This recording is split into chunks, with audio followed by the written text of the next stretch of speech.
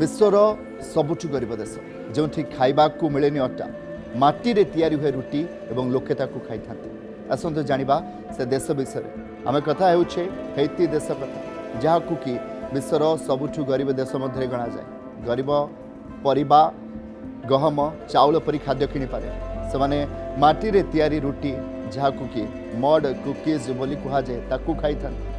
झुगनिया बस्ती रे रहउतबा परिवार खरा बेले भोजन रे एही रुटी खाई था। याकू केमिति तैयारी करते आसतु जानिबा। प्रथमे माटी रे पानी एवं लुण मिसा जाए।